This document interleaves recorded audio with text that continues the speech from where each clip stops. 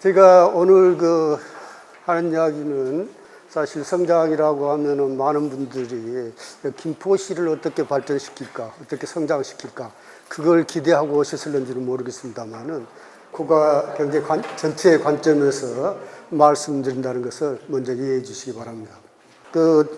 소제목이 우리는 행복한가, 좀 도전적인 주제인데요. 여러분 어떻습니까? 한번 보십시오. 이게 출산율이 35이라 하는 것은 OECD 국가가 이거 발표할 때 이제 35국의 국가였습니다. 근데 출산율이 제일 낮습니다. 1.2%. 이스라엘 같은 때는 전쟁도 자주 하고 그러는데도 불구하고 3.1%가 되고 그러는데요. 우리가 자유민주주의를 지키기 위해서는 우리의 힘을 길러야 되는데 그 힘의 원천은 사람 수라고 봅니다. 이렇게 인구가 단절돼 가지고 사람이 없다 보면은 우리가 지키고 싶은 것을 지키고 싶어도 지킬 수가 없게 됩니다. 그런 의미에서 사실 그 출산율이 OECD 국가 최하위라는 것은 정말 심각한 문제인데 과연 우리나라 국민들이 거기에 대해서 얼마나 심각한 문제를 인식하고 있는지 의문입니다. 그 다음에도 보면은 노인 빈곤율. 우리가 다 이제 노인이 되는 거 아니겠습니까? 지금도 어렵지만 앞으로도 어렵다 하면 희망을 갖지 못하게 된 겁니다. 이것이 바로 이제 제일 꼴찌입니다. OECD 국가에서도. 그 다음에 자살률. 이게 이제 발표될 때 38개 국가가 있던데요. 우리나라가 제일 꼴찌였어요. 자살률이 제일 높았어요. 남녀 임금 격차. 이것도 제일 꼴찌. 그 다음에 GDP, 복지비 지출 비중도 보면은 꼴찌에서 두 번째. 그리고 정부 신뢰도, 이것도 이제 굉장히 낮은 수준이고. 이외에도 우리나라가 근로시간이 OECD 국가 중에서 끝에서 두 번째. 멕시코 다음으로 일을 많이 하는 나라. 그 다음에 산재 사망률. 그것도 세계에서 OECD 국가 제일 꼴찌고.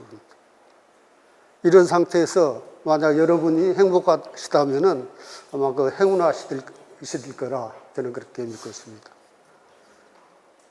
우리가 지금 행복하고 어떨는지 모르겠습니다만은 앞으로가 더 암울하다. 이 지표를 보면은 그런 생각을 많이 합니다. 그래서 너무 제가 처음부터 암울한 말씀만 드려서 죄송합니다만은 우리가 현실은 제대로 보고 우리가 어떻게 나아갈까 그 방향을 설정해야 된다고 생각합니다. OECD뿐만 아니라 이제 전 세계 모든 국가 그 순위를 가지고 행복 지수를 이제 내놓은 건데요. 그래도 그 기대 수명이랄지 1인당 소득 이것은 상당히 높은 편입니다. 사회적 자유 이거 제일 꼴찌입니다. 사회적 자유가 억압된 상태에서 살고 있다는 것이 제일 꼴찌로 나오고. 저는 그 행복을 이야기할 때 저는 그 행복 전문가는 아닙니다. 경제학자입니다. 그래서 경제학자 입장에서 우리 사회 전체가 좀 더 행복해지기 위해서는 어떻게 해야 되겠는가 그런 관점에서 제가 말씀드리고자 합니다. 그래서 과연 경제학자들이라는 것은 어떤 사람들인가, 어떤 역할을 해야 되는가, 경제학이라는 게 무언가 하는 것을 먼저 좀 소개해드리고 다음에 이제 성장 문제와 관련해서 행복을 이야기해 보도록 하겠습니다. 마샬이라는 경제학자, 알프레드 마샬은 유명한 경제학자입니다. 냉철한 머리와 뜨거운 가슴을 가진 사람들을 길러내는 것이 소망이자 목표다 이렇게 했는데요. 가난한 사람들을 구제해야 되겠다 하는 뚜렷한 목표의식을 가지고 윤리학에서 경제학으로 전공을 바꾼 겁니다. 헌책방에 가서 아주 가난에 찌든 그런 노인의 초상화를 하나 구해가지고 그것을 자기 책상 위에다가 얹혀놓고 공부하면서 항상 그 얼굴을 쳐다보면서 자기의 경제학 공부가 이론에 유에 그치지 않고 실제로 이분들을 어떻게 하면 좀 더 잘 살게 할 수 있겠는가 하는 것에 많은 고민을 했다고 합니다. 그 밑에 소개한 분이 피구라는 경제학자는 마샬의 제자입니다. 이분의 한 말이 바로 경제학은 어떻게 해야 되는가, 경제학자가 어떻게 행동해야 되는가를 잘 설명해 주는 것이라고 봅니다. 경제학은 음침한 뒷골목의 불결함과 궁핍한 삶의 암울함에 붕괴하는 사회적 정렬에서 시작된다. 바로 경제학을 하는 이유, 경제학자들이 어떻게 해야 되는가를 잘 설명해 주겠다고 봅니다. 사실 그 우리나라에서도 그 경제라고 해서 보면은 경세재민, 그것을 줄임말이다. 그래서 세상을 잘 경영하여 백성을 구제하는 것이 경제다. 그렇게 이야기했어요. 근데 이것도 이제 같은 맥락에서 우리가 이해할 수 있는 부분인데요. 여기서 세상이라는 것은 당시에는 이제 국가가 세상입니다. 과거에 이제 왕조 시대 때 그때 큰 세계를 이제 밖의 세상은 잘 이제 이해도 잘 못하고 그런 상태였으니까 세상이라는 것은 이제 국가고, 그래서 백성이라는 것도 보다 보면은 이제 왕조 시대이기 때문에 자기가 왕이 이제 국민들을 잘 살게 하는 것, 이것을 이제 경제다 이렇게. 가난에서 벗어나게 해야 된다 하기 위해서는 성장이 필요하다. 쉽게 이야기할 수 있는 겁니다. 그 성장이라는 것이 생산이 늘어나고 소득이 늘어나는 것, 이걸 우리가 성장이라고 합니다. 우리가 생산이나 소득의 증가 없이 더 풍요롭게 잘 살 수 있는 방법은 없잖아요. 그죠? 그래서 가난에서 벗어나기 위한 가장 핵심적인 요소가 바로 성장이다. 우리가 이렇게 이야기할 수 있는 겁니다. 사실 이러한 그 성장을 통해서 우리가 그 실생활을 유지하고 향상시켜 나가는데 꼭 필요한 것들을 제공해 주기 때문에 성장은 꼭 필요하다. 우리가 60년대 그 잘못 살았던 그때와 지금을 한번 비교해 보십시오. 왜 성장이 필요한가 하는 것은 여러분 쉽게 이해할 수 있는 겁니다. 특히 성장의 정체나 저성장, 성장이 잘 안 될 때 나는 여러 가지 문제가 발생하는데, 이를 해결하기 위해서는 그 성장을 통해서 바로 확보한 재원을 가지고 그런 문제를 보다 쉽게 해결해 나갈 수 있습니다. 일반적으로 이제 성장이 잘 안 되고 그랬을 때 보면 여러분들 지금 많이 느끼시고, 여러분들이 이제 특히 자녀분들이나 이제 관련된 분들이 많이 이제 이야기하고 계실 겁니다만은, 성장이 잘 안 되다 보니까 나타나는 문제가 여러 가지 많습니다. 특히 일자리가 부족해가지고 난리가 나고, 그죠? 빈곤, 실업, 이런 것들이 이제 가장 심각하죠.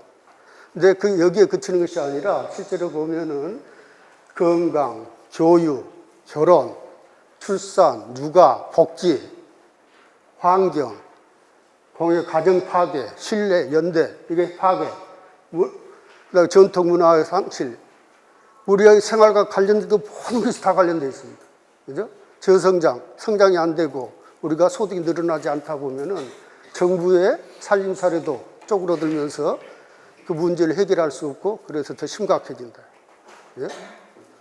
이러한 점에서 보면은 왜 우리가 성장이 필요한가 하는 것을 제가 말씀 더 드리지 않더라도 이 정도 쉽게 이해할 수 있으리라고 생각합니다. 그죠? 근데 문제는 이렇게 성장한다고 해서 우리가 행복해지느냐. 성장이 필요하긴 한데, 성장을 한다고 했는데 자기에는 돌아온 것이 별로 없습니다. 그러면서 삶이 더 피폐해지고 어려워지고 그걸 많이 느끼게 됩니다. 예? 왜 그러한 현상들이 나타나는가? 사실 그 성장한다고 해서 모든 사람들이 혜택을 받는 것도 아니고, 설사 혜택을 본다 하더라도 별로 그 행복해하지 않는 거예요. 근데 만약에 성장한다면서 이러한 행복한 요소를 다 빼앗아가 버린다면 성장에 무슨 의미가 있겠습니까? 그죠? 네, 그런 관점에서 봤을 때 성장이라는 것은 필요하긴 한데, 이것이 행복을 위한 필요 조건일 뿐이지 절대 충분 조건은 아니다. 성장한다고 해서 결코 자동적으로 행복해지거나 그런 건 아니다 하는 점을 분명히 말씀드리고 싶습니다. 여기 보면은 성장과 관련해가지고 우리가 두 가지 점에서 관점에서 서로 다른 관점에서 우리가 이야기할 수 있죠. 성장이 최고다. 성장을 해야만이 모든 문제를 해결할 수 있다 하는 것을 우리가 성장지상주의라고 합니다. 성장지상주의에 빠지면은 우리도 과거에 많이 경험을 했습니다만은 성장하면서 말이죠. 우리가 정말 행복을 위해서 중요한 요소들을 많이 상실해 버리는 게 많이 나죠. 그죠? 그래서 바로 다른 이제 반대파들이 성장 무용론이 나옵니다. 예? 성장해봤자 나한테 도움이 되는 건 아니다. 근데 사실 1960년대 미국에서도 성장 무용론이 나왔어요. 그 당시에는 성장 무용론이 왜 나왔냐면은 기술적으로나 이래가지고 아주 그 재화 생산물이 많이 생산되면서 굉장히 풍요로운데, 이거 풍요로운 것을 느끼면서 더 풍요롭게 하려고 하다 보니까는 공해랄지 교통난이랄지 이제 전통적인 문화가 상실된다 할지 함으로써 이러한 더 이상의 행복이 증진되지가 않으면서 오히려 고통스러워지는 거예요. 그래서 이제 더 이상 성장이 필요 없다. 그래서 성장 무용론이 나왔어요. 이미 1960년대에 미국에서 그랬던 겁니다. 그런데 그때 가만 보니까 60년대 미국의 정책이 이제 성장을 좀 소홀히 하는 그러한 측면으로 갔는데 전쟁에서 패전 국가였던 일본이나 독일이 팍 치고 올라옵니다. 그죠? 그러면서 그 나라들의 소득이 인당 소득이 더 높아져 버린 거예요. 그러다 보니까 이제 미국이 이제 자존심이 상한 거죠. 그죠? 그래서 행복이 우리도 빨리 성장해야 되겠다. 그러니까 다시 이제 성장 주도 쪽으로 이제 가고 그러는데 아직도 이러한 논쟁은 계속되고 있거든요. 전 세계적으로. 우리나라에서도 보면은 성장지상주의 하면서 심할 때는 인권까지 제약하면서 성장이 좀 제약이 따르면은 다른 자유로운 행동마저도 못하게 하는 그런 형태까지 가해지는 그런 형태가 나타나는데 그러다 보니까 그 핍박받고 그런 상태에서는 성장이 나한테 무슨 의미가 있느냐. 그죠? 성장해서 가져가는 사람은 따로 있고 나는 오히려 성장하면서 그 희생물이 돼가지고 나의 행복은 다 도망가고 있는 거죠. 그래서 성장 무용론인데 실제로 보면은 우리가 앞에서도 살펴봤습니다만은 좋은 성장 하면은 가난에서 벗어나게 되고 굉장히 좋은 거잖아요. 그죠? 그런데 그렇지 않기 때문에 성장 무용론도 나오고 있는 거예요. 근데 이러한 것들이 다투는 그 과정을 보면은 실제로 이러한 그 성장 지상주의자들이나 성장 무용론들을 보면은 상당히 이제 극단적으로 이야기를 하는 거죠. 근데 경제학자 입장에서 보면은 이것이 어떻게 보면은 잘못된 그 지표, 성장 지표, 성장이라고 측정하는 그 지표가 있는데 그것에 대해서 잘못 이해를 하기 때문에 나타나는 싸움이 아닌가 이렇게 생각을 합니다. 그래서 우리가 그 성장을 이제 나타내는 성장했느냐 안 했느냐, 성장이 빠르냐 늦느냐 하는 것을 우리가 어떤 판단하는 그 지표가 있어야 되지 않습니까?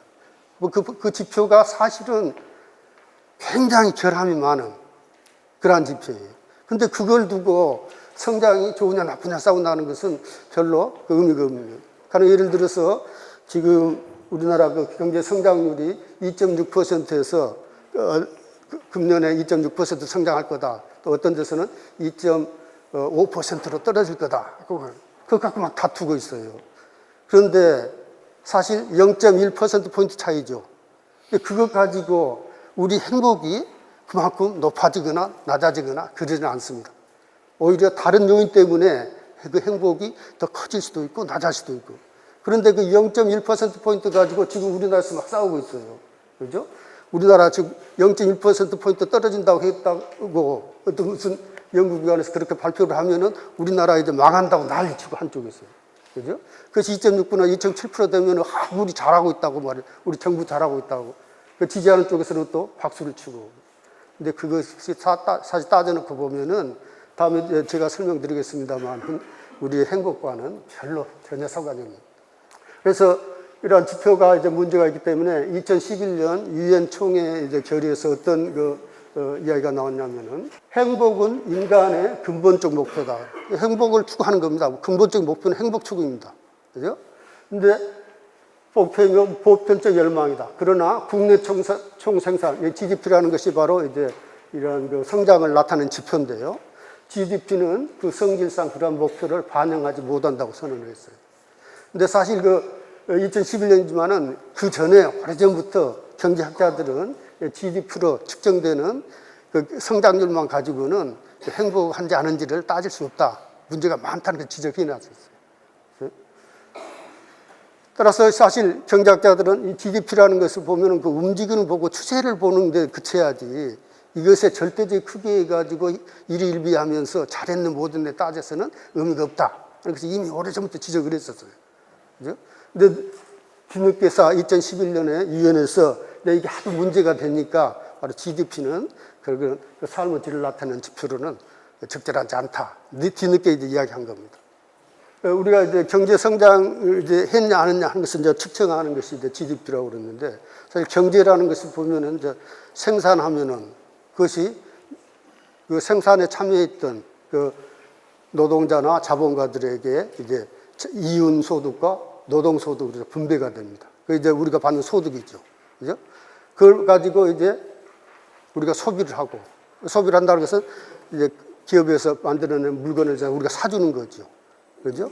그러면은 다시 기업이 이제 그 물건을 팔아가지고 남은 돈을 가지고 원자재를 구해가지고 또 생산 활동을 하고, 그러면 이제 순환을 해갑니다. 그죠? 그래서 이것을 우리가 경제 순환의 3면이라고 봅니다. 생산, 분배, 지출. 근데 사실 똑같은 것을 생산면에서 보고, 분배면에서 보고, 지출면에서 보는 겁니다. 그죠? 사실 똑같은 것이기 때문에 어느 쪽에서 파악하든 간에 그 크기는 똑같은 거예요. 그래서 이것을 우리가 국민소득 3년 등가 법칙이다, 이렇게 이야기합니다. 어느 쪽에서 발표하든. 그래서 일반적으로 이제 우리가 소득의 측면에서 파악을 해가지고 이제 소득이 증가하는 것, 이것을 우리가 성장이다. 그래서 일반적으로 GDP, GNI, 개념들이 조금씩 다른 것들이긴 합니다만은 GNP도 있고 그런데 그렇게 특별히 신경 쓸 필요는 없습니다. 하여튼 이러한 것들로 측정을 합니다. 그죠? 얼마만큼 생산됐느냐, 얼마만큼 소비됐느냐, 그죠? 얼마만큼 이제 소득으로 들어왔느냐 하는 걸 이제 측정하는 지표가 바로 이제 GDP입니다. 성장을 측정하는 지표가 GDP다 보니까 어떤 문제가 발생하냐면은 아까도 이야기했듯이 우리들의 궁극적인 목표는 행복입니다. GDP만 올라가면은 바로 행복이 증가하는 걸, 그렇게 주장하는 사람들이 바로 누구냐 하면은 성장 지상주의자들이에요. 근데 우리가 추구하는 목표는 그게 아니잖아요. 만약에 GDP만 올라가면 무조건 우리의 행복도 높아진다 하면 그렇게 이야기할 수 있지만, 그렇지 않는데도 불구하고 성장만 하면 무조건 행복해지는 걸로 주장하는 이게 성장 지상주의. 지표를 잘못 선정해 놓으면 그 지표를 추구하다 보면 우리가 추구해야 될 것을 놓쳐버리는 경우가 많아요. 그죠? 그래서 지표를 선정을 잘해야 된다. 뿐만 아니라 이 지표가 의미하는 것이 뭔가 하는 것을 분명히 이해를 하고, 그것을 우리가 좋은 방향으로, 참고하는 방향으로 나아가야지 거기에 절대적인 의미를 부여하는 것은 위험하다. GDP라는 것을 가지고 이제 성장을 이제 측정한다고 그러는데, GDP를 다시 정의를 해보면 이런 겁니다. 일정 기간 동안 국내에서 새로 생산된 모든 지하 수업을 시장 가격 평가에 다 합해놓은 거 좀 어렵죠.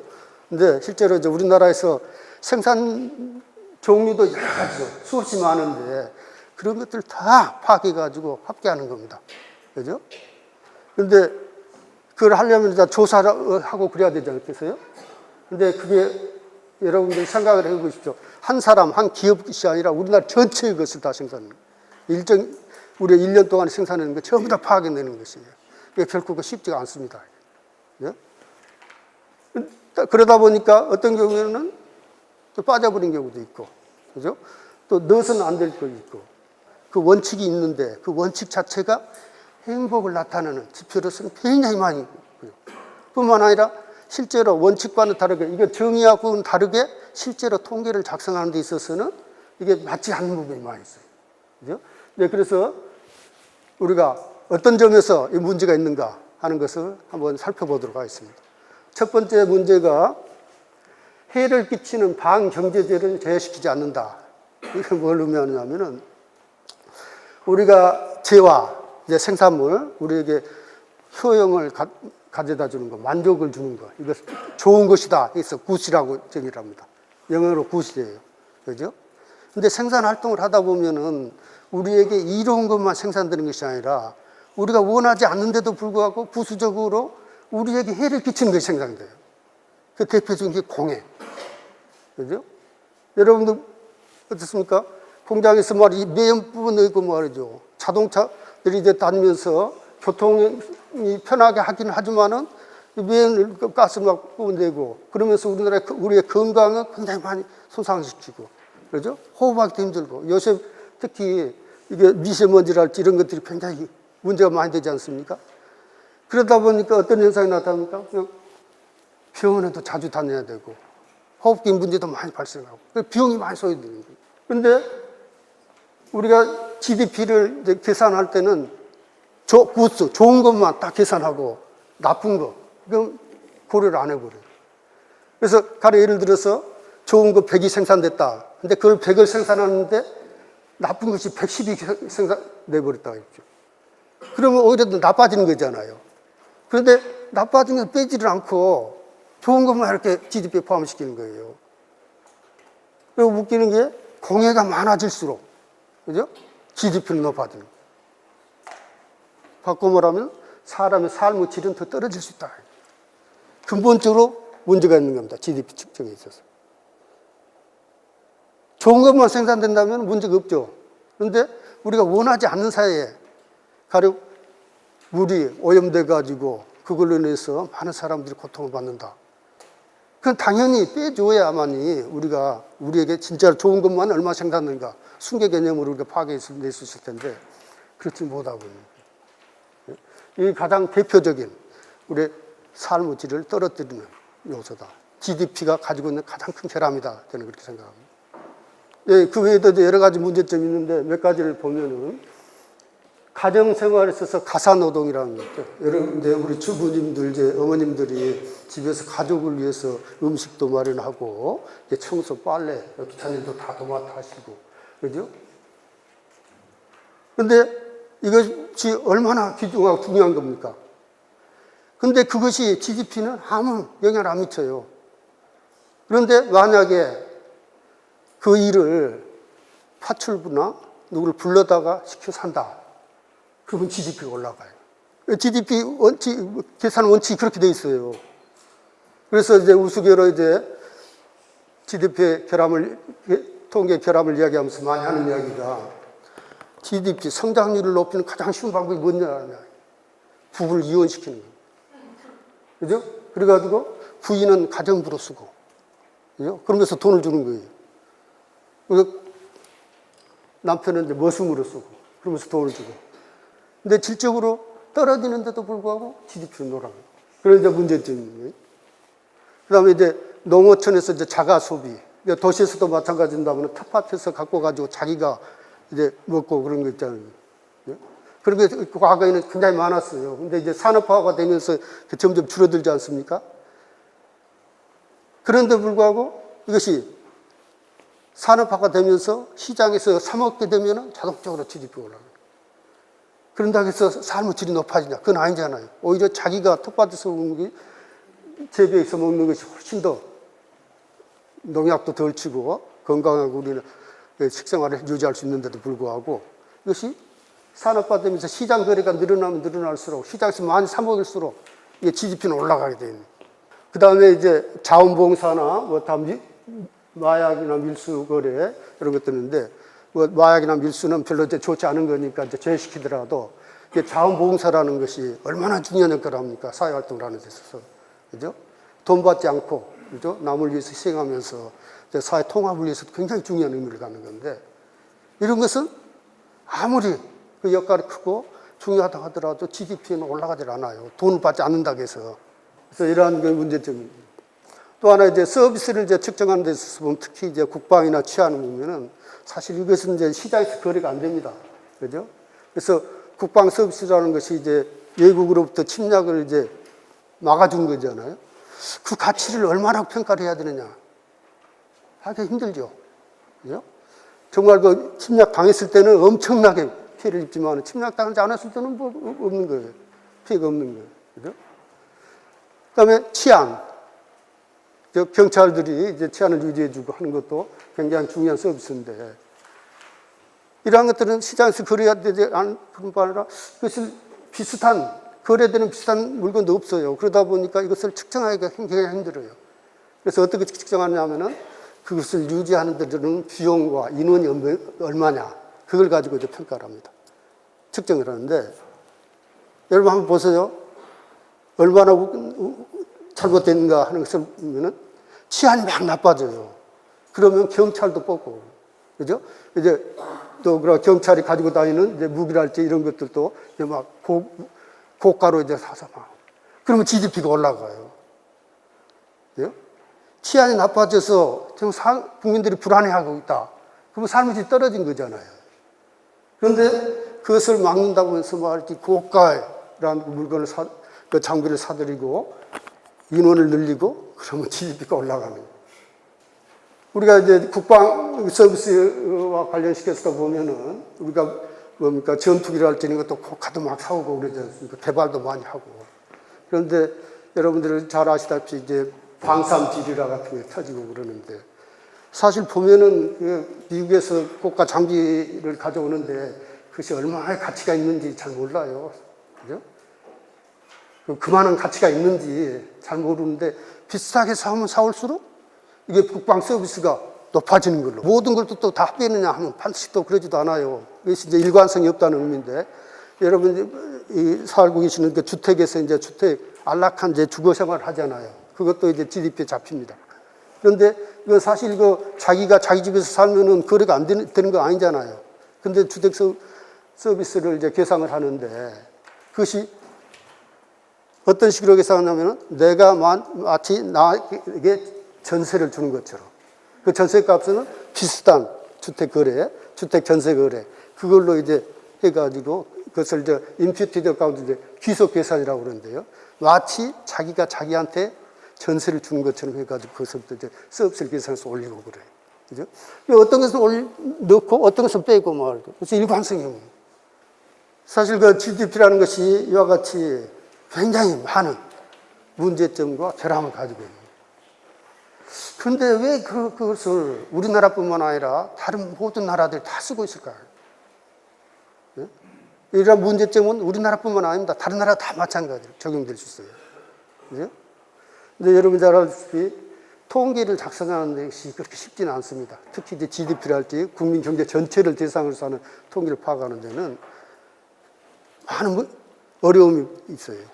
그래서 일반적으로 통계의 3원칙이라고 해서 제시되고 있는 것이 뭐냐면 정확성, 통계는 정확해야 돼요. 그죠?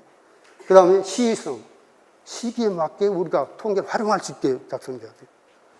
그 다음에 경제성, 아무리 중요하더라도 돈이 너무 많이 들어가면은 그 작성하기 힘들거든요. 이걸 세 가지 원칙이라고. 그런데 통계가 특히 이제 GDP 같이 국민경제 같이 큰 통계는 이 세 가지를 다 충족시키기가 쉽지가 않아요. 그죠?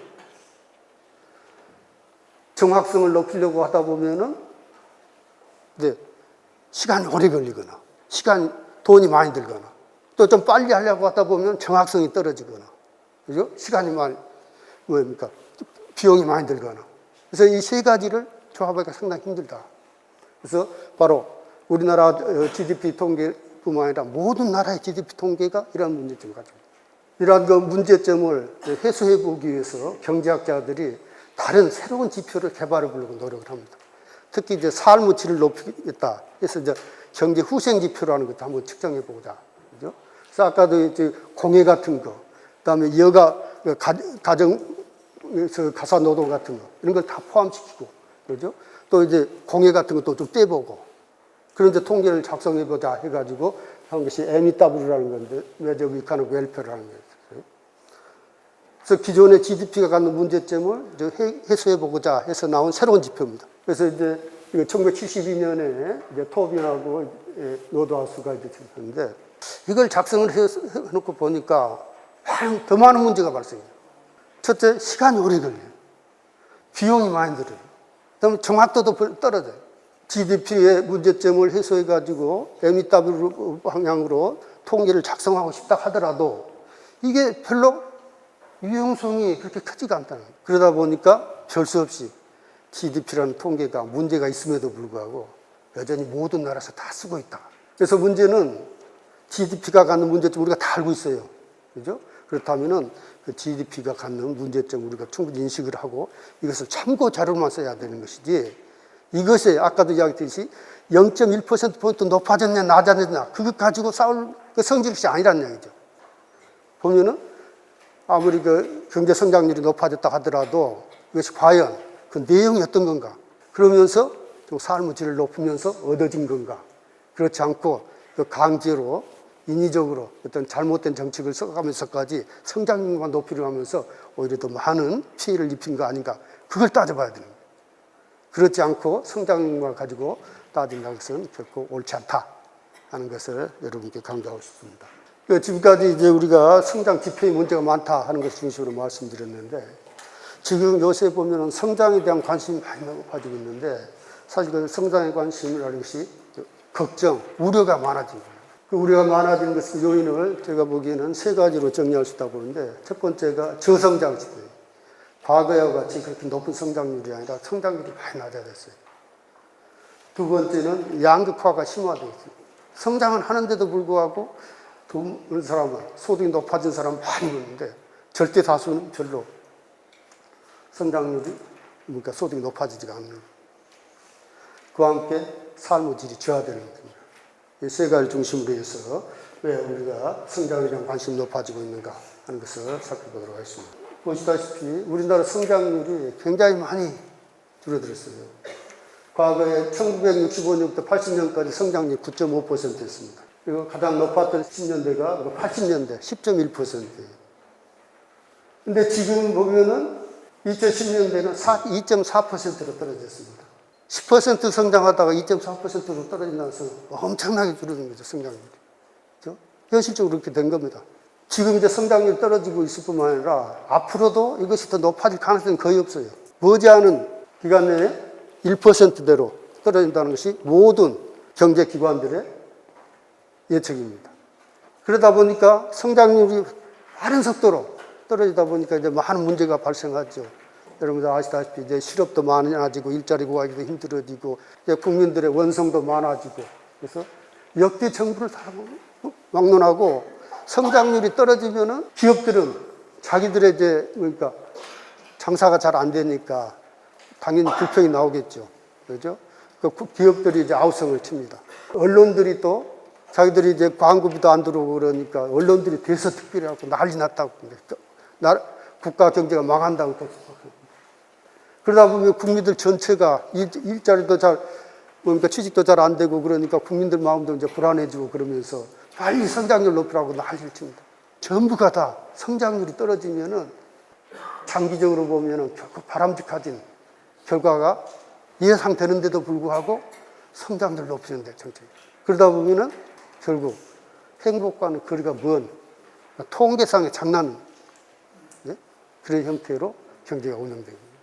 여기서 보면은 특히 2016년에 보면은 GDP 증가율이 2.9%인데 건설업이 10.1% 하면서 성장 기여도가 0.5예요. 이거 0.5면은 한 40% 정도 이제 기여도가 되는데, 실제로 GDP에서 건설업 차지하는 것은 5%도 안 되는 겁니다. 그런데 그것을 무리하게 이제 건설을 부추겨가지고 하다 보니까 그 비중이 성장에 기여하는 것이 40%까지 막 올라가는 거예요. 왜 저성장인가? 그 이유를 보면 참 많습니다. 그 이유를 여러 가지 우리가 다 낼 수 있는데, 여기서 이제 몇 가지 적었는데, 수요 부족. 물건을 만들어 놨는데 팔리지가 않는 거예요. 그죠? 수요 부족을 보면 수요는 소비, 투자, 수출로 이제 구성되는데, 실제로 이것들이 우리나라에서는 다 떨어지고 있어요. 그 다음에 공급 과잉. 근데 세계적으로 이제 공급이 과잉되고 있는. 우리나라 또 생산 인구 감소, 인구 고령화, 출산율 저하, 그 다음에 효율성 저하, 고용 없는 성장, 양극화 심화, 기술 혁신 둔화. 수없이 많은 요인들이 바로 저성장의 요인이라고 할 수 있습니다. 특히 우리나라에서 강조하고 있는 것이 바로 투자 부족입니다. 투자 부족 때문에 우리나라가 성장이 안 되고 있다. 우리나라 저성장의 요인은 투자다 해가지고 투자를 막 인위적으로 부추기고 있어요. 근데 실제로 투자율을 보면 아주 큰 폭으로 감소합니다. 우리가 GDP 대비 총 투자율은 1991년에 41.4% 최고치였어요. 근데 지금은 2018년 30.4%로 이제 GDP 비율로 이제 줄어들었어요. 그러니까 10%포인트 이상이 떨어진 겁니다. 엄청나게 많이 떨어진 거죠. 따라서 투자를 해야 이제 새로운 이제 공장도 들어서면서 고용도 늘어나고, 그래서 소득도 늘어나고 경제가 성장할 수 있을 텐데 그게 안 되기 때문에 바로 떨어집니다. 그 말은 맞는 말이에요. 틀리지는 않습니다. 위에서 본 바와 같이 분명히 투자율 감소가 성장률 저하의 원인 사실이에요. 근데 과거에 기업들이 투자하는 경향을 보면은 자기 돈이 없더라도 빌려서라도 투자를 하려고 하겠어요. 그죠? 빌릴 수만 있는 데까지 한 확대한 금액을 빌려다가 투자를 하고 그랬어요. 10% 성장하고 그럴 때 보면은 자기 돈이 있든 없든 그 상관없어요. 돈을 빌릴 수만 있으면은 마음껏 빌려다가 그 투자하고 그래요. 그 빌리는 돈은 어디서 나오냐? 가게에서 소비하고 남은 저축을 해가지고 그 돈을 가지고 기업들이 은행에다 맡기면 은행에서 대출해줘가지고 그 돈으로 이제 투자를 하는 거였어요. 우리나라 총 저축률은 투자율에 비해서 보면 그렇게 많이 떨어진 게 아니에요. 가장 높았을 때가 이제 총 저축률이 39.3%에서 2018년 34.8%로 떨어졌으니까 약 5% 정도 떨어졌죠. 근데 투자율은 10% 이상 떨어졌잖아요. 거기 보면은 저축률은 그렇게 큰 변화가 없다 우리가 볼 수 있는데 이것을 주체별로 누가 저축을 했느냐 그걸 보면은 많은 변화가 나타나요. 엄청난 변화가 나타나요. 우리 가게 일반적으로 가게가 이제 저축의 주체라고 우리가 이야기하죠. 91년에 18.2% 저축률이었는데 지금은 7.9% 떨어집니다. 근데 기업은 15.1%에서 20%로 높아졌어요. 기업의 저축이. 이거 뭐냐면 과거에 금융순환 패턴과는 달리 지금은 오히려 가게가 저축의 주체가 아니라 기업이 저축의 주체. 과거에는 투자의 주체였는데 이제 저축의 주체로 바뀌어버린 거예요. 그래서 전 국민 경제 전체적으로 보면은 가게는 돈이 없어가지고 빌려 쓰는 거예요. 많이 빌렸어. 기업은 돈이 많이 있는데 넘쳐나는 돈을 어디다 쓰느냐 하면 보면은 자사주 매입해갖고 주가를 막 올려요. 그 다음에 이제 배당을 많이 해주고. 그러니까 가게의 소득이 줄어들면서 그 사람들이 소득만 늘어나는 거예요. 그러면서 진짜 경제 성장을 위해서 해야 될 역할인 투자는 안 하고 있는 거예요. 그래서 우리가 성장률이 낮은 이유는 우리가 투자가 감소했기 때문에 낮다고 할 수 있지만은 왜 투자를 안 하느냐 하는 거 보면은 기업들이 투자를 안 하는 거예요. 그렇다면 왜 기업들은 이렇게 돈이 많이 도는데도 투자를 안 할까? 그 이유를 좀 보면은 정부가 투자하라고 막 강요도 하고 그러죠. 혜택도 많이 주고 그러죠. 그럼에도 불구하고 이제 투자를 안 하는데 왜 기업이 투자를 하지 않을까요? 여러분들이 기업주라고 기업체의 회장, 사장님이라고 한번 생각해 보십시오. 그죠? 여러분들이 투자를 해갖고 공장을 짓는다. 그러면 어떤 생각을 가지고 여러분 그 공장을 짓겠습니까? 아, 이건 내가 공장을 지어가지고 물건을 만들어가지고 팔아서 이익이 남을 건가 안 남을 건가 그걸 따져봐야죠. 지금은 기업들이 투자하고 싶어도 투자할 만한 데를 찾지를 못해요. 즉 다시 말하면 돈 벌 수 있는 이익이 되는 곳을 찾을 수가 없는 거예요. 주주들에 대한 책임도 있고 그걸 져야 되기 때문에 바로 함부로 투자를 결정할 수 있는 게 아니에요. 여러분들이 회사 사장이다 그러면 여기다 투자해서 돈을 벌 수 있는 겁니까? 가장 중요한 기준이죠. 금리 1, 2% 낮춰주고 또 무슨 규제 좀 완화시켜주고 그런다고 해서 지금 기업들이 투자에 나설 그런 상황이 아니에요. 지금 상황은 엄청나게 복잡합니다. 그리고 어느 한 나라가 주도한다고 해서 쉽게 해결될 수 있는 문제가 아니에요. 여기 보면 이제 실제로 우리가 정부에서는 이제 투자만 붙이면 된다 하시면은 소비도 안 되고, 그죠? 수출도 잘 이제 많이 둔화되고, 전체적으로. 우리나라만 그러냐? 그건 아니에요. 전 세계가 다 성장률이 낮아지고, 실업자들이 많이 늘어나고, 투자가 안 되고. 왜 그런 현상이 전 세계적으로 나타났는가? 왜 이것이 한 나라가 주도해가지고 그렇게 쉽게 해결할 수 없는가? 그 원인을 우리가 파악해내야 되잖아요. 그래야만이 그 원인을 제거함으로써 우리가 더 올바른 방향으로 성장 정책을 할 수 있을 텐데 사실 해결하기가 쉽지가 않습니다. 제가 보기에는 아까 말씀드렸습니다만 성장률이 낮아진 이유, 저성장 이유가 되게 많이 있었죠. 근데 제가 보기에는 가장 중요한 요소가 바로 동유럽 사회주의 붕괴가 바로 이런 현상을 초래한 가장 중요한 요인이라고 생각합니다. 1989년에 이제 그 독일 벨린 장벽이 무너지고 91년 소련이 해체되고 그러면서 이제 사회주의권이 이제 붕괴가 되잖아요. 그러면서 그 나라 모든 나라들이 자본주의화합니다. 그러면서 특히 중국이나 이제 인도 같은 데서도 전부가 다 수출 증대를 통해서 자국이 이익이 증대되도록 소득이 높이도록 성장이 높아지도록 하는 정책을 쓰는 거예요. 중국이랄지 인도랄지 인구가 엄청 많잖아요. 그런 나라들이 세계 무역 경쟁에 다 참여하게 되는 겁니다. 3, 40억이 노동시장에, 전 세계적인 노동시장에 참여한 거예요. 그러다 보니까 국제 전체 모든 나라가 다 경쟁이 심화되면서 어려워질 수밖에. 근데 이 상황에서 특히 중요한 것이 과거에 이제 그 양극 체제라 할까요? 이제 공산주의하고 자유주의, 자본주의로 이제 또 나눠졌을 때 보면은 서로 자기 편이 되도록 끌어들이기 위해서 자기 편에 속한 국가들은 좀 잘 사는 나라에 지원도 해주고 그랬잖아요. 그러면서 이제 불공정 무역이라도 좀 봐주고 자기 편이다 했었는데 동구 공산권이 무너지면서 이제는 단격 체제가 되는 겁니다. 지금 이제 미국에 이제 독주하는 시대가 됩니다. 미국이 그렇게 독주를 해도 어디 도망갈 데도 없어요. 다른 나라로. 자기 국가 이익을 위해서는 참고 견뎌야만 되는 그런 상황이 됩니다. 그러면서 모든 국가들에 대해서 자기들이 이제 싼 저임금을 노리고 자본도 투자했고 공장도 많이 짓고 그럽니다. 그죠?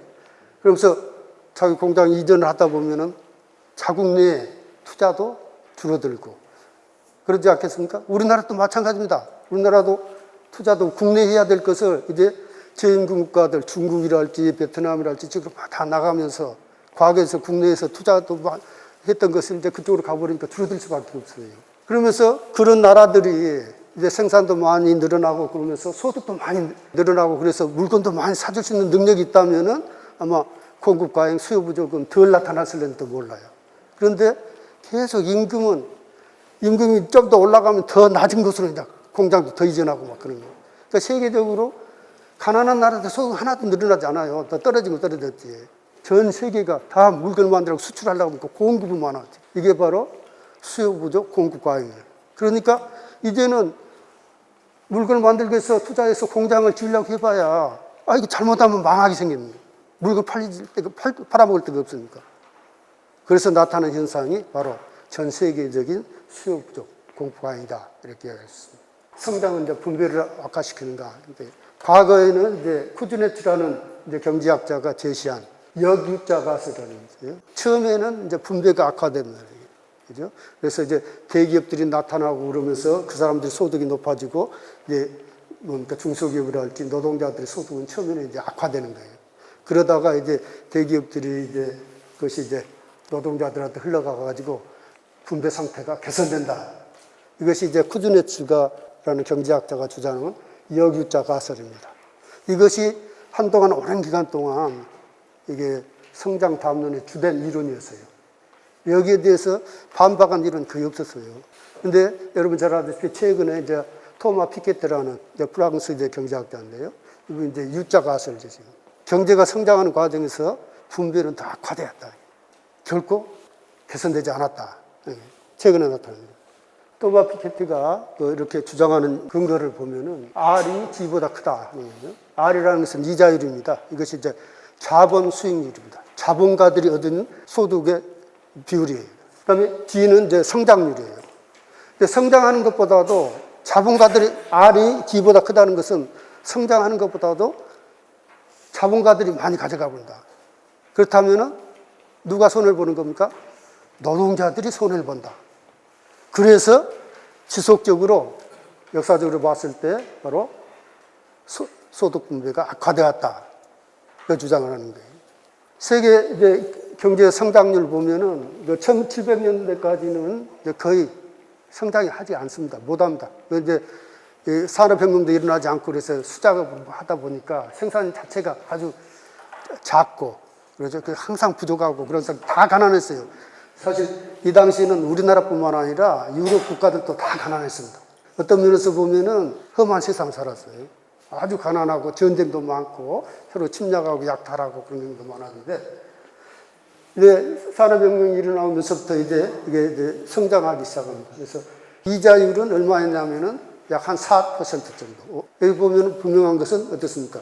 이자율이 성장률보다 높았다는 거예요. 그래서 실제로 성장하면서 소득 분배가 악화되었다 하는 것이 피케티가 제시한 근거입니다. 근데 이제 그렇다면 쿠즈네츠는 왜 그런 결과를 얻었을까? 물론 이제 자료가 조금 달라서 수정한 자료이긴 합니다만은 제가 보기에는 바로 2차 세계대전 후에 약 한 30여 년간 선진국 성장률이 4% 됩니다. 이거 이제 자본주의의 황금기라고 해요. 자본주의가 제일 활발하게 성장을 이루면서 성장률이 높았던 때입니다. 따라서 그 당시에 이자율이 4%였다면은 적정한 분배율이 이루어졌다는 이야기예요. 그죠? 4% 성장하는데 기업들이, 자본가들이 4% 정도 성장을 해당하는 만큼 가져가면 나머지 4% 성장하는 만큼 노동자들도 가져갔다는 이야기예요. 그죠? 따라서 이런 상태에서는 분배 상태가 개선될 수도 있고, 그렇죠. 그죠? 그 기간이 포함된 것이 바로 쿠즈네츠가 파악했던 그 기간 동안. 쿠즈네츠가 분석한 기간은 약 한 100년, 이 기간을 포함해서 한 100년 기간인데, 이 영향력이 크다 보니까 실제로 분배가 상당히 좋아진 것처럼 이제 나타나요. 그러나 이것을 피케트는 300년으로 이제 연장을 했어요. 그러다 보니까 이게 호황기에 그 기간이 이제 짧았기 때문에 전체적 기간을 늘리다 보니까 이제 성장 분배율이 떨어지는 걸로 나타나지 않을까. 어쨌든 간에 제가 보기에는 성장한다고 해서 소득 분배가 개선되는 건 아니다. 그런데 우리나라에서도 경영한 거에 따르면은 반드시 성장률이 분배를 개선시키는 경우는 별로 없었다. 근데 여기서 이제 문제가 뭐냐면은 이와 같이 노동자들의 분배가 몫이 적어지면 이제 어려워지잖아요. 그러면서 그 숫자가 많아. 그러면서 나타나는 현상이 뭡니까? 사회 불안이에요. 그죠? 그 사회 불안이 나타나면은 그 사람들이 가만히 있지 않죠. 먹고 살기가 힘든데 어떻게 계속 참고 봐줄 수 있어요. 그러니까 이제 과격한 행동이 나타나는 거예요. 그걸 타파하고자 하는. 그러면서 이제 이론가들도 그러한 현상을 반영해가지고 조금 더 현실을 설명하려고 이론이 나타나는데, 바로 그 당시에 나타난 게 마르크스가 자본론을 결성하기에는 영국의 소득 분배가 최악의 상태예요. 극도로 노동자들이 바로 탄압당하고 착취당하고 그러한 시기에 바로 이러한 극단적인 사회주의 운동이 나타난 것이다.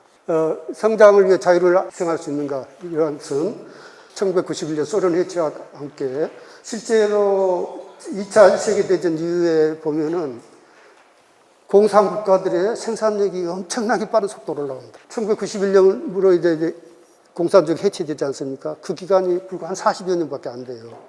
그죠? 왜 잘 나가던 그러한 그 공산주의 국가의 경제가 왜 그렇게 단기간 내에 자본주의에 패했는가? 중국도 마찬가지고 소련도 마찬가지고 이제 북한도 마찬가지입니다. 북한 경제만 하더라도 1970년대 중반까지만 하더라도 잘 살았어요. 그죠? 그러나 지금은 세계에서 제일 가난한 국가 중에 하나예요. 그 차이는 무엇에서 오느냐? 바로 국민들이 경지하고자 하는 의지. 그죠? 의지라는 것은 자유롭게 뭘 할 수 있도록 만들어줘야 되는 겁니다. 그래야만이 자기의 이익이 되는 것을 추구했을 때 성장률도 높아지고, 자유주의가 경쟁에서 자유의 중요성, 그것 때문에 바로 억제했기 때문에 패했다 하는 점만을 강조하면서 넘어가도록 하겠습니다. 우리나라 역현재까지의 그 성장 정책 많이 썼죠. 어떤 문제점이 있는가 하는 것을 간단히 살펴보도록 하겠습니다. 그 역대 모두 정부 주도 성장입니다.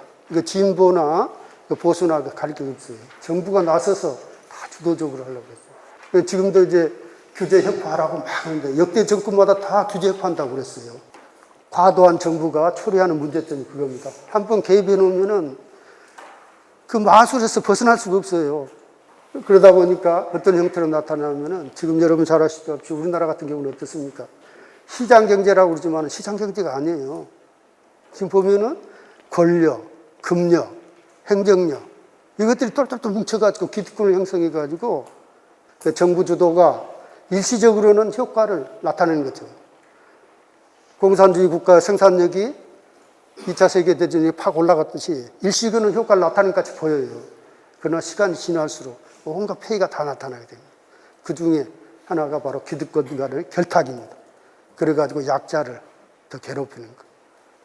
이것이 바로 과도한 정부 개입이 초래하는 가장 큰 폐해다. 그 다음에 이제 재벌 의존의 대기업 성장입니다. 우리나라는 이제 자원이 부족했기 때문에, 축적된 자본이 부족했기 때문에 먼저 이제 커갈 수 있는 데만 완전 정부가 의도적으로 지원을 해 줬어요.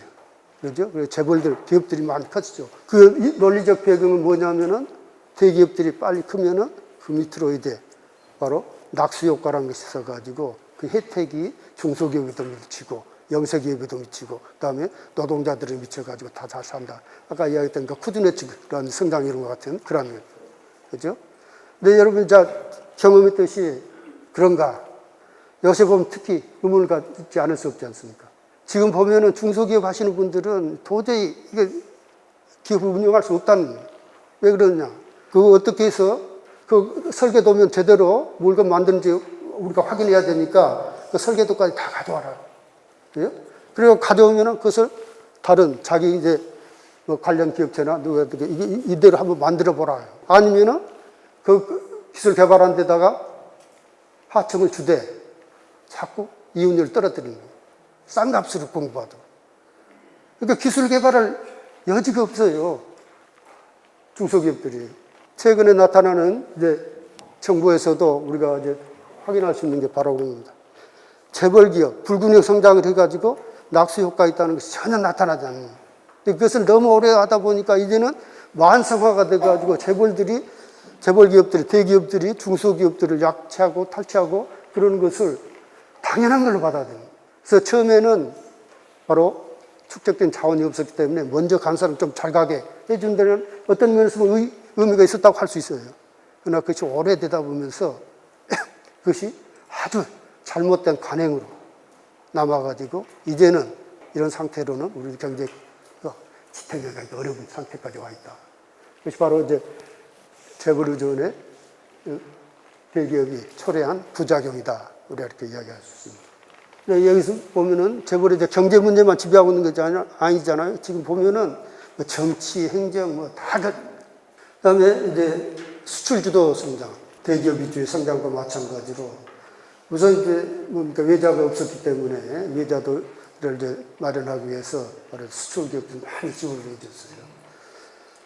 어떤 면에서는 대기업 위주의 성장과 마찬가지로 그 당시에는 아주 설득력 있는 이론이었을 거예요. 그러니까 그것도 정부도 도입했겠죠.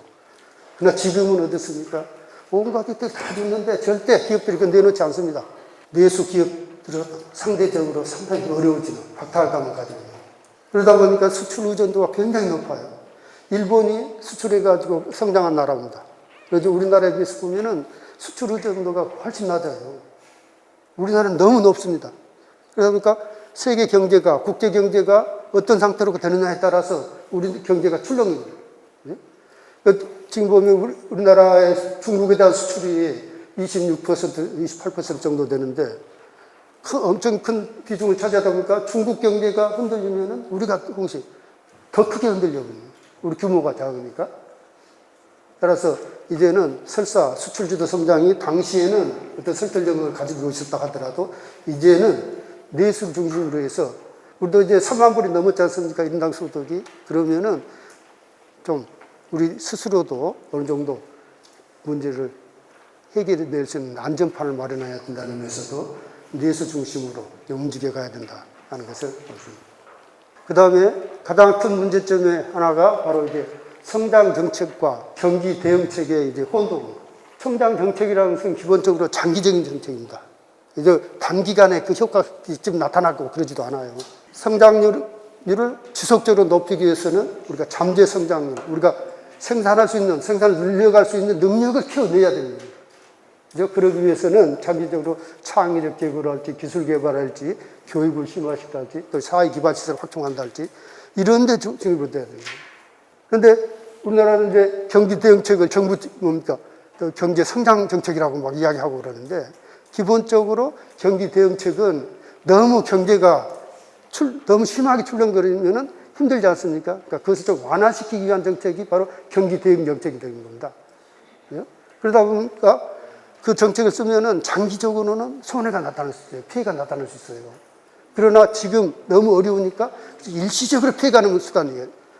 그러니까 어떤 한계를 가지고 이제 그걸 인정을 하고 우리가 정책을 펴야 되는데 마치 그게 주도적인 성장 정책인 것처럼 막 쓰는 거예요.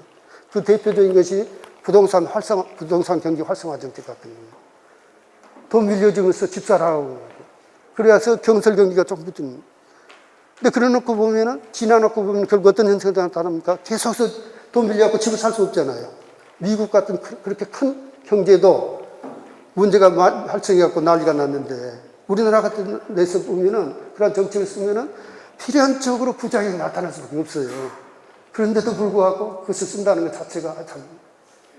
그래서 지금 보면은 가계부채가 1,500조, 1,600조 오릅니다. 한 가구의 어린애까지 다 포함해가지고 1인당 3천만 원 이상씩 빚을 지고 있는 거예요. 이게 언제 터질지 모르는, 항상 그 불안에 떨고 있는데, 이러한 형태까지 만들어 놓을 정도로 무리하게 건설 경기를 구축해가지고 성장을 높이겠다. 일시적으로는 올라갈 수 있어요. 올릴 수 있어요. 그러나 그에 따른 부작용이 너무 크기 때문에 그 함부로 써서는 안 되는 겁니다. 그런데 바로 부동산 경기 활성화 정책으로 인해가지고 일시적으로 다음에는 떨어질 수밖에 없는 그런 정책인데, 바로 이러한 것들을 혼동해가지고 마치 일시적으로 성장률이 높아지면은 우리가 잘 살아지는 것처럼 그런 정책을 펴고 있는 것이 아주 잘못된 것이다. 그렇게 이야기할 수 있습니다. 문재인 정부 성장 정책이 포용적 성장 정책이라고 해가지고 최근에 이제 이름을 좀 바꿨죠. 사실 이 포용적 성장이라는 것은 이제 2012년에 이제 국가농협 실패하는 거, 그러니까 이것의 기본적인 내용은 약자를 포용해라. 분배 같은 것을 좀 개선하고, 그죠? 그러면서 그래야만이 성장 경제가 나라가 융성하고 그러지, 그렇지 않을 경우에는 결국 실패하게 된다는 내용입니다. 아까도 이제 성장이라는 걸 뭘로 정의했죠? 소득이 증가하는 거예요. 그죠? 소득이 증가하는 게 성장입니다. 근데 소득주도 성장이라는 건 뭡니까? 소득을 증가시켰고 소득을 증가시켰다. 동의 반복입니다. 소득이라는 것은 크게 말하면 임금소득과 이윤소득이에요. 이윤소득은 이제 자본가들의 소득이고, 임금소득은 노동자들의 소득입니다. 노동자들 소득의 비중이 높아져야 경제가 잘 된다는 것이 임금주도 성장입니다. 그죠? 그런데 임금주도 성장이 된다고 해서 이제 IBRD나 또는 이제 ILO 같은 데서 이제 주도하다 보니까 그걸 써야 되는데, 우리나라에서 임금주도 성장이라고 하면 어떤 형태가 나타나면은 노동자들만 위한다. 그래서 아마 피해가기 위해서 보니까 소득주도 성장이라고 쓰지 않았을까 그렇게 생각을 하는데, 바로 개념 자체로 보면 잘못된 것이다. 그 다음에 임금주도 성장. 여기 가서 이제 보면은 최근에 여러분 잘 아시다시피 최저임금 인상을 가지고 아주 혼나겠죠. 지금도 뭐 혼나고 있습니다만은. 임금만 올려주면은, 또는 최저임금만 올려주면은 바로 근로자들이나 이제 제일 하층에 있는 계급의 소득이 높아져갖고 그 소득 분배가 좀 개선되지 않을까. 그런 기대를 했을는지 모르는데, 저는 최저임금 인상 방향이 맞다고 봅니다. 만약에 임금만 올려줘가지고 경제가 좋아지고 성장률이 높아지고 있다면 경제 운영하는 게 뭐가 어렵겠습니까? 실제로 임금주도 성장의 개념은 그런 게 아니라 노동자들의 소득 비중, 이 자본가들의 소득 비중부터 높아지게 했을 때 바로 경제가 좋아진다는 거예요. 그 임금주도 성장입니다. 임금만 올려준다 해서 소득 분배가 좋아지고 경제가 잘 될 수가 없어요. 거기에 따른 부작용이 있었던 대체해야 할 정책을 마련하지 않고 하다 보니까 어떤 현상이 나타납니까? 바로 가장 약자인 영세 사업자와 아르바이트 근로자들까지 싸우는 그런 형태가 나다. 그러기 위해서는 제일 중요한 게 저는 보면 바로 이거 빨대 구조를 없애야 된다. 바로 그것이 바로 재벌 계획입니다. 제일 위에 상층이 재벌이잖아요. 그 밑에 쭉쭉 내려가면서 자기 이익만 챙기려고 하고 그 밑에는 다 죽어가는 그런 경제 구조를 만들어 놓고 어떻게 최저임금만 올린다고 해서 우리 경제가 좋아졌습니까? 그건 가만히 놔두고, 그죠? 최저임금을 올리다 보니까 제일 약자들끼리 자기들끼리 싸우는 거예요. 자유라는 거, 자체에서도 이야기합니다만은 자유라는 것을 이야기했을 때 그 자유라는 거 또는 행복도 마찬가지입니다만은 이것이 그냥 그저 주어지는 걸로 많이들 쉽게 생각들 해요. 그러나 그걸 쟁취하기도 어렵지만 그걸 유지하기도 어렵습니다. 그걸 유지하고 하기 위해서 엄청난 노력이 필요한 거예요. 행복도 마찬가지고. 마이클 노박이라는 이제 미국의 뭐 신학자도 되고 철학자도 되고 이제 경제학자도 됩니다만 그분이 하신 말씀입니다. 가장 강조하는 것이 교육이에요. 그죠? 행복도 마찬가지입니다. 우리가 행복하기 위해서는 우리 스스로가 잘못된 것에 대해서 지적을 하고 적극적으로 참여해서 고치려고 노력을 해야 돼요. 그러지 않고 누가 갖다 주겠거니 하고 가만히 있다가는 예, 결코 그 행복이 설사 얻어진다 하더라도 유지되기 어렵다. 예, 내가 이제 강의를 마치면서 그 화엄경의 이 구절을 내가 좋아해서 먼저 여기다 소개하도록 하겠습니다. 그러면 일체 무해인 일도 출생사, 일도 출생사, 삶과 죽음을 넘어서 하나 길로 나아간다. 하나 길이란 게 뭐냐? 중생구제라고 합니다. 아까도 제가 경제학을 소개할 때 이야기했듯이 나라를 잘 정의해서 바로 억울하고 고난을 받는 사람들이 없어지도록 하는 것. 이것이 우리 모두가 마음에 새기면서 행동할 필요가 있지 않는가 그런 생각에서 여러분들께 소개해드리겠습니다. 일시적으로 초래될 수 있는 어려움 때문에 아주 중요한 것을 놓쳐서는 안 된다고 봅니다. 우리 모두가 조금 더 국민 모두가 더 정말 지금 것보다는 강한 그 의지를 가질 필요가 있지 않을까 그런 생각을 합니다. 우리가 노력하는 길만이 문제 해결을 할 수 있는 길을 열 수 있다 하는 데는 변함이 없습니다.